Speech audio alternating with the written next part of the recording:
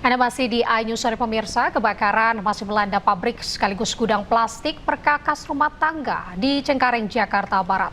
Hingga kini petugas pemadam kebakaran masih berjibaku memadamkan api. Merah bang, api udah keluar bang. Oh udah meledak bang. Pabrik sekaligus gudang plastik perkakas rumah tangga di Cengkareng, Jakarta Barat hingga kini masih terbakar. Kobaran api masih menyala di dalam gedung, bahkan sesekali terdengar suara ledakan. Merah bang, api udah keluar bang. Oh udah meledak bang. 24 unit mobil pemadam kebakaran dan 140 personil dikerahkan.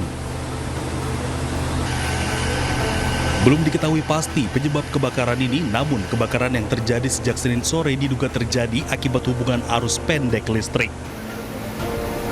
Dari Jakarta, Miftahul Gani, iNews melaporkan. Pemirsa, Wakil Ketua DPR RI, Sufmi Dasko Ahmad, sidak ke Bursa Efek Indonesia. Ia berdiskusi banyak untuk memperkuat posisi bursa saham dalam negeri.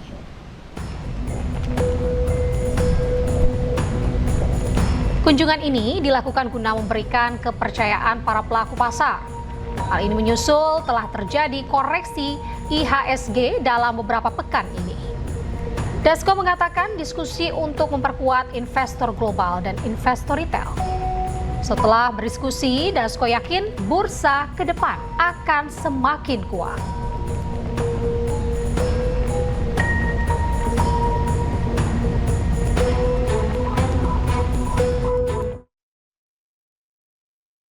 Memanggil sejumlah menteri hingga gubernur BI ke Istana Negara. Pemanggilan ini dilakukan di tengah melemahnya nilai tukar rupiah terhadap dolar Amerika Serikat. Gimana Pak rupiah Pak? Rupiah bagaimana Pak? Menteri Koordinator Bidang Perekonomian Airlangga Hartarto, Menteri Keuangan Purbaya Yudi Sadewa, CEO Danantara Rosan Roslani, hingga Gubernur Bank Indonesia Peri Warjio hadir di Istana Kepresidenan memenuhi panggilan Presiden Prabowo. Pemanggilan dilakukan di tengah melemahnya nilai tukar rupiah terhadap dolar Amerika Serikat. Sejumlah kebijakan strategi dikeluarkan untuk menguatkan rupiah. Salah satunya dengan pengucuran dana 2 triliun rupiah per hari untuk mengintervensi pasar obligasi. Rupiah bagaimana Pak? Rupiah gimana Pak? Kita udah masuk bond market bertahap ya. Asing juga udah masuk juga, jadi harusnya sih ke depan akan minggu-minggu ini akan lebih stabil. Saya akan masuk setiap hari ke bond market. Yang masuk ke bond market itu dananya berapa ya Pak? Tiap hari? Pengen tahu aja lah. Saya minta masuk 2 triliun setiap hari. Dananya dari mana aja berarti Pak? Pos anggaran apa? Kan kita masih punya beberapa tempat kan. Itu kan hanya cash management aja, jadi nggak masalah. Kan uangnya nggak hilang. Cuman diputar aja supaya ada sedikit sentimen positif di pasar obligasi. Biasanya kalau sentimen positif di situ, biasanya asing juga ikut masuk dan rupiah cenderung terkendali. Kenapa? Karena Selama sepekan terakhir, nilai tukar dolar Amerika Serikat ini terhadap rupiah terus naik. Nilai tukar rupiah ini mencetak rekor terlemah sepanjang sejarah. Terpuruknya rupiah terlihat dari pergerakan kurs selama sepekan. Berdasarkan kurs BI hari ini, bahkan rupiah menyentuh level terendah Rp17.754.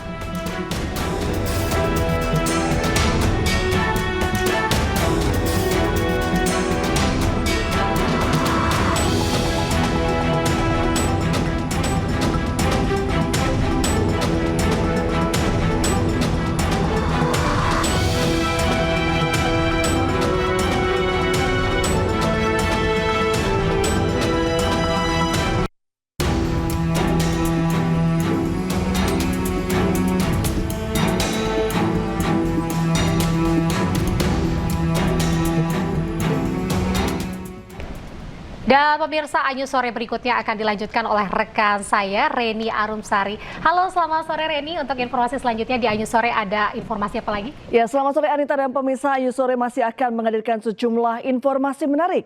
Di antaranya,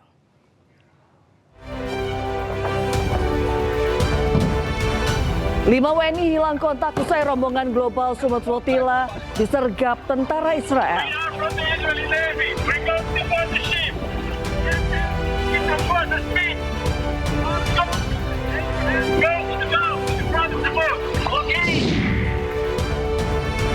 Amerika Serikat tunda serangan ke Iran karena permintaan pemimpin kawasan Timur Tengah.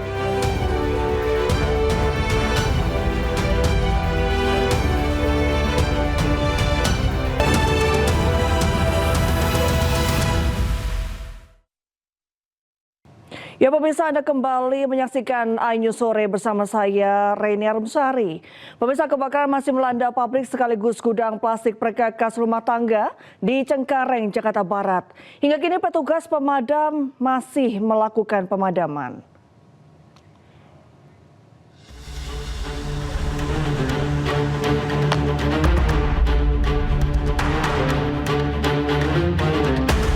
Militer Hizbullah kembali merilis sebuah video keberhasilan drone mereka menghancurkan kendaraan militer Israel. Dalam video tersebut, drone milik Hizbullah menghantam tank Israel meski sudah dilapisi dengan jaring pelindung. Ancaman drone kamikaze berpadu serat optik milik Hizbullah memaksa Israel berinovasi cepat. Bahkan dengan cara yang terkesan darurat, kendaraan tempur Israel dibungkus jaring anti-drone menyerupai gawang sepak bola raksasa yang menjulang di atas bodi kendaraan.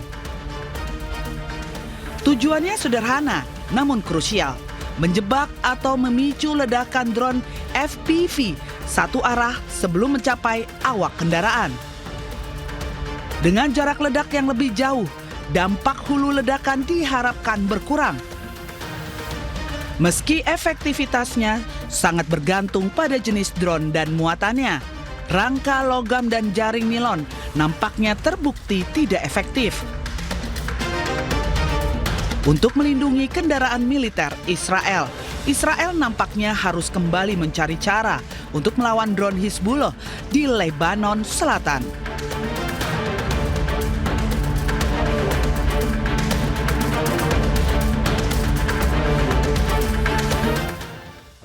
Pemirsa, baru saja adalah informasi terkait jaring raksasa yang melindungi kendaraan militer Israel berhasil ditembus oleh drone Hizbullah. Dan selanjutnya pemirsa, militer Israel membubardir wilayah Al-Fallujah, Gaza, Palestina. Serangan ini menghancurkan perumahan dan menewaskan warga sipil, termasuk perempuan dan anak-anak.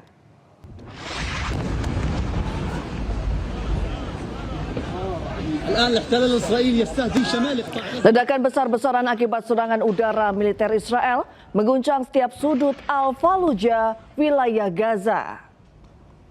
Ini adalah kedua kalinya Israel menyerang wilayah ini setelah sebelumnya serangan pertama pada awal Mei lalu. Meskipun gencatan senjata secara resmi tengah berlaku, namun militer intensitas serangan Israel tetap terus berlangsung.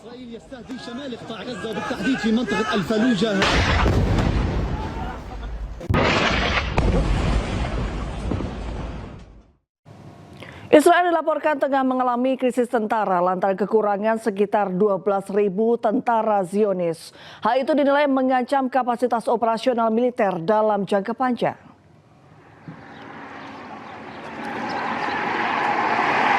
Dari jumlah sekitar 7.000 dibutuhkan untuk posisi tempur di tengah meningkatnya tekanan akibat konflik di berbagai front.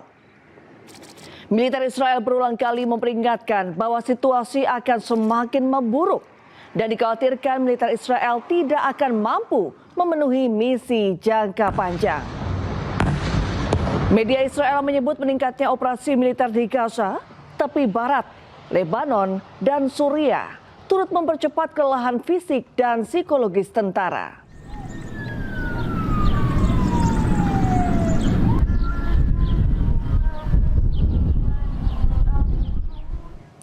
Pemukim ilegal Zionis Israel menyerang sebuah desa di tepi barat.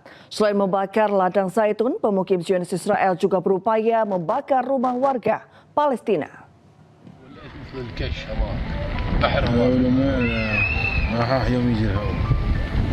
Api dan asap membumbung tinggi dari ladang zaitun milik warga Palestina yang terbakar. Peristiwa ini terjadi saat serangan pemukim ilegal Israel di desa Al-Mukhair, tepi barat. Tidak hanya membakar ladang zaitun, pemukim Zionis Israel juga berupaya membakar rumah-rumah yang dihuni warga Palestina. Warga desa mendesak dan meminta bantuan dari desa-desa terdekat untuk menghentikan serangan tersebut. Krisis kemanusiaan di Gaza terus memburuk di tengah ancaman kelaparan. Seorang anak perempuan menangis saat mengantre bantuan makanan.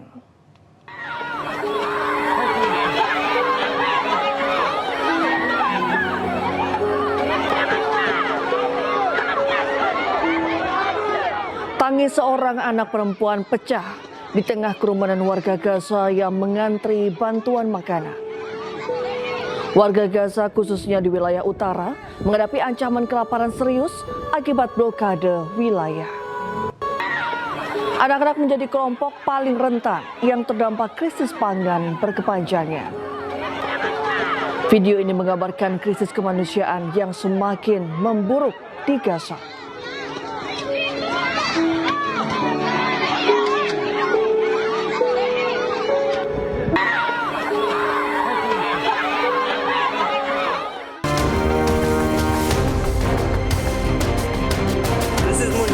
I repeat, we have been intercepted.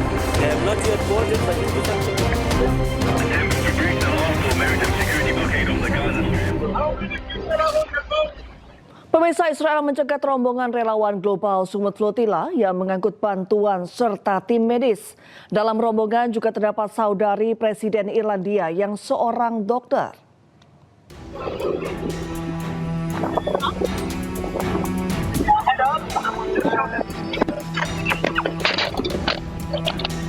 Rekaman CCTV kapal terlihat militer Israel bersenjata lengkap mengejar armada global Sumut Flotilla.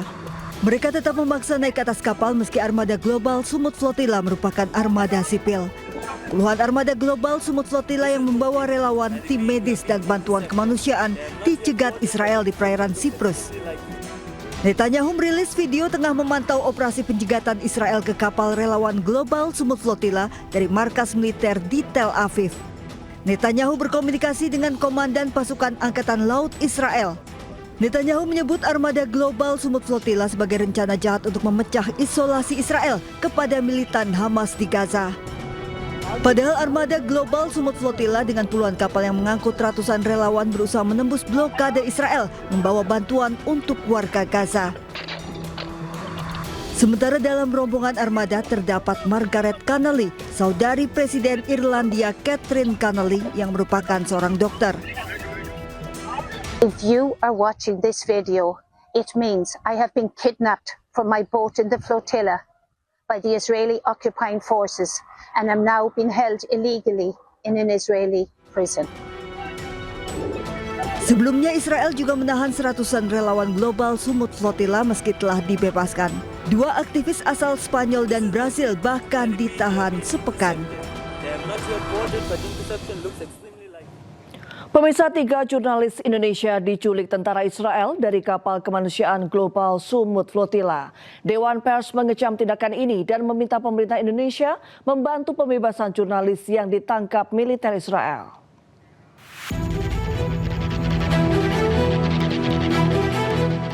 Data dari situs Global Sumut Flotilla ORG hingga Selasa dini hari ada 22 kapal yang dicegat di lepas pantai, 37 kapal dicegat di Laut Mediterania, 309 peserta diculik oleh tentara Zionis Israel.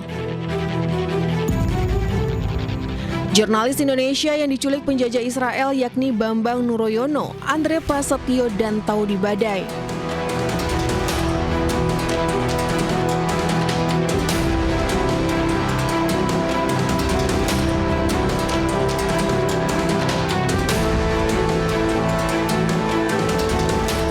Dewan Pers meminta pemerintah Indonesia membantu pembebasan jurnalis yang ditangkap militer Israel. Dewan Pers menyatakan, 1. Mengecam tindakan Angkatan Laut Israel. 2. Meminta pemerintah Indonesia menempuh jalur diplomatik luar biasa untuk membebaskan wartawan dan warga sipil Indonesia serta memulangkannya ke tanah air. Angkatan Laut Israel mencegat dan menangkap kru dan awak kapal Global Sumut Flotilla pada Senin kemarin.